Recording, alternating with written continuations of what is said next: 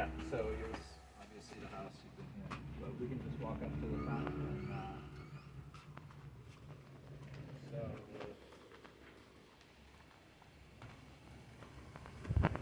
the idea is basically lots of lines, mostly on contour, so like not going uphill or downhill too much.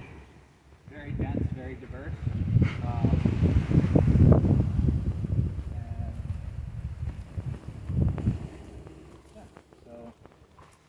I've been trying to do. Most of these mature trees were planted like from 2019.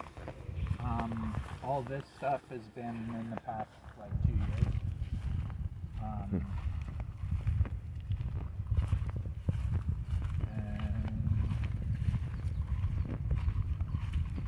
yeah, so trash is definitely an issue. Just kind of try and pick it up as it comes, but there's no trash disposal and the neighbors tend to read a lot. This is that's Flor de Jamaica, hibiscus. Yeah.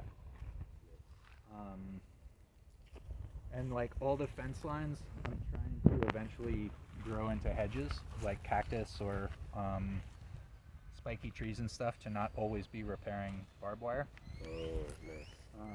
So like all this, it's ongoing work, but like I said, all this is basically just dense and diverse, and the idea is to prune a lot of like limbs and drop it as mulch. So some of these are just native trees, but then there's mango, jocote, this is pigeon pea, yucca, mamon down here. This is cotton, soursop or guanabana, chaya. This I don't think is growing, but was moringa. This is a nitrogen fixing tree that grows here great, madero negro. And, But it doesn't produce something edible? No, but it helps fix nitrogen. Yeah. So like when you cut it, it fertilizes the other plants.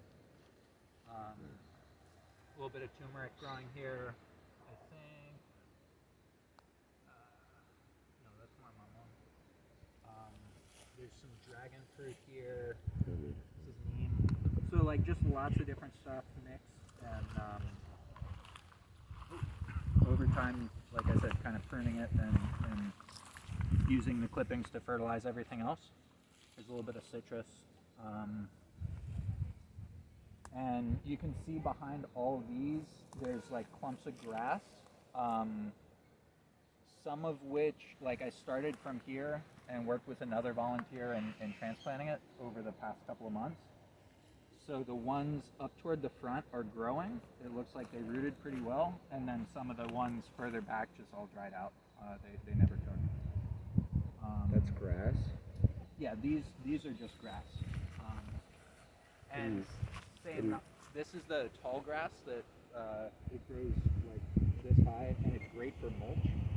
So just having a line of grass here to come through every once in a while and cut it and just drop it to build the soil.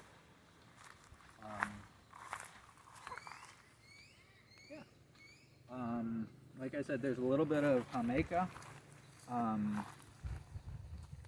but not as much as I would have hoped. Last year I actually harvested like a good amount.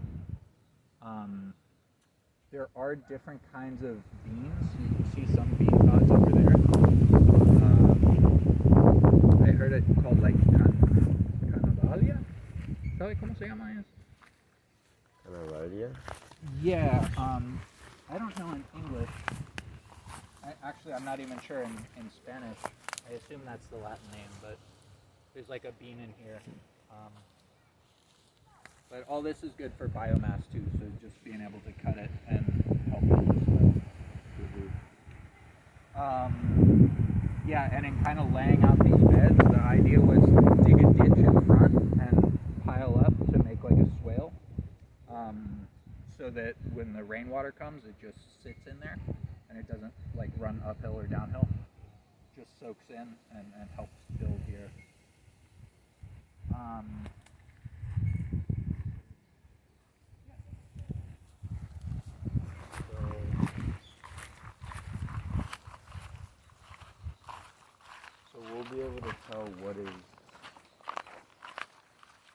valuable I'd like say vegetation if it's like raised and then maybe has some like mulch on it? Some like exactly. It should be pretty obvious where like the lines of trees and okay. stuff are.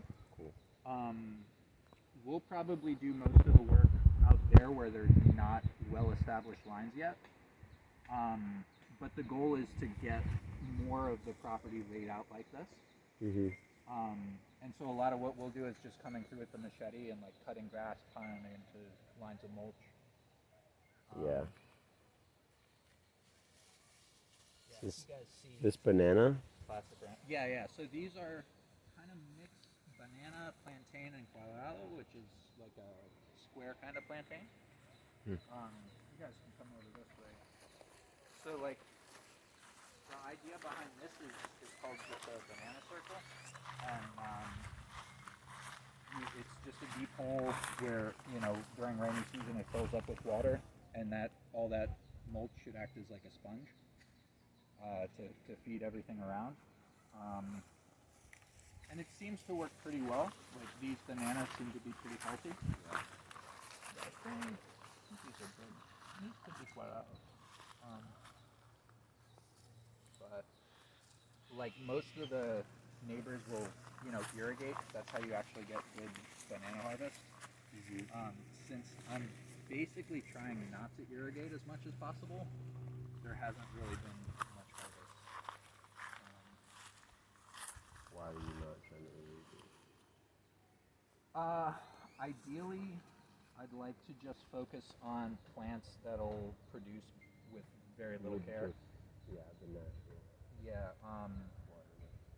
So like this is Hokote. This is the one I was talking about the other day, where I don't see any flowers on this one. Probably because I pruned it a little bit last year. But those like in May, after if there were anything to harvest, just cutting it here and like sticking this in the ground, we'll end up with another tree. All these ones are olives, so I'm excited about these. And a lot of what I'll do is just like skating back from town, all the trees along the side of the highway. If I see their seeds, I'll just stop and like collect handfuls of them. Yeah. And just bring them out here. Some take, some don't.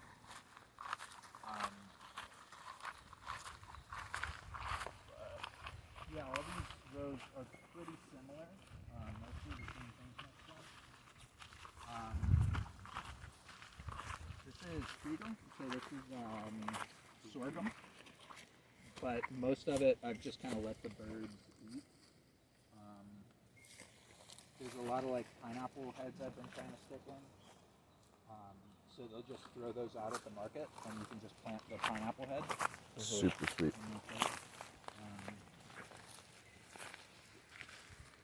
These my friend had established and was like regularly watering. I don't think there's a lot of citrus on these ones. Might be a couple lines on the next tree.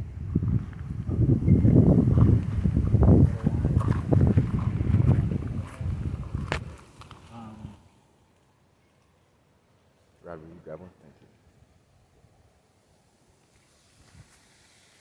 Not a lot, but I think hopefully in the next couple of years there'll be more production. And same thing, like these mango trees haven't started to produce yet, but I saw flowers on this one this past year. So hopefully this year. And it's just like mamon and guanabana and olive.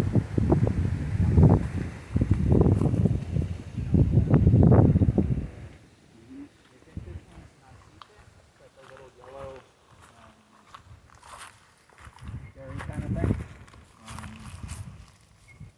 There's a compost pit.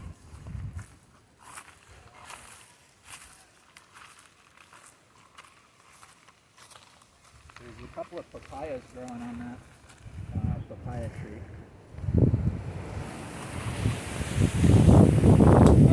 Like a couple of pieces of corn here, but very little.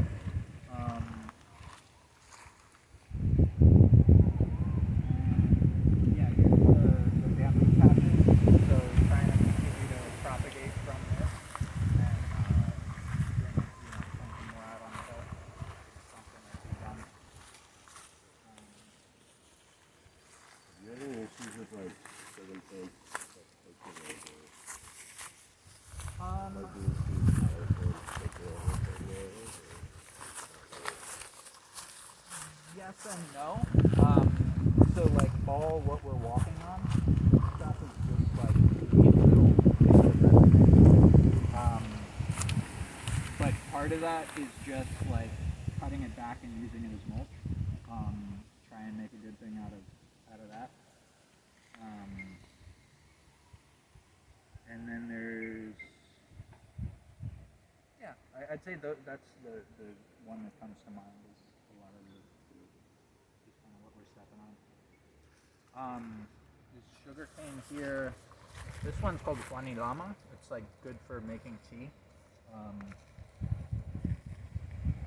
And yeah, a lot of it's just experimentation. Like I feel like this pit is probably great for sinking in rainwater.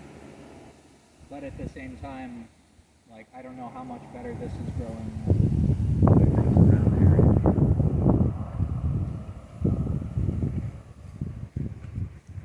This tree has a bunch of purchase on it, but the skin is doesn't look beautiful. I don't really know if that's some kind of disease. Do you guys know anything about John citrus? So I think this is good to eat. I've seen this in the market like this, but I'll have to probably ask a neighbor to, make sure. And yeah, the neighbor's house is behind me. We can keep going down this way. There have been little limes off of this tree. There's another lime growing here. Yeah, just look out because there's a beehive in this one too. I see that. Yeah. That's why. Oh, actually, if you want to grab that lime on the ground.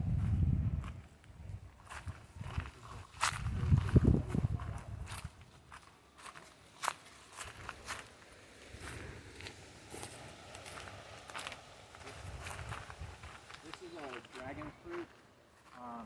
So we took a bunch of cuttings from this and planted them along that fence.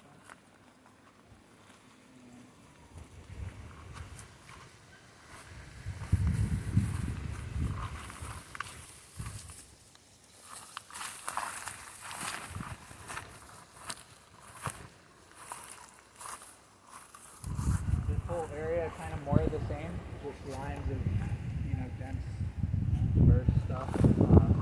Trying to build up the soil. If you guys want, you're welcome to chill in the little hammock up there. Just be careful in case the rope is frayed a little bit. That's great. Yeah, it's a good spot. Here's a couple more lines. And so everything that we already went through was established roughly like 2 years ago, or over the past 2 years, and everything kind of this way is newer. That's why this isn't as grown. But maybe part of what we can work on while you guys are here is just cutting all between these rows and following up the mold. This one, by the way, is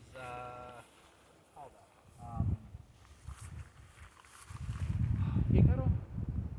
So it's like a ball. You can use the seeds to make a smoothie, and I don't know, but it grows here really well without care. And yeah, I think we can probably cut the filming here. We'll keep walking. I'll show you guys more, but this is mostly what's planted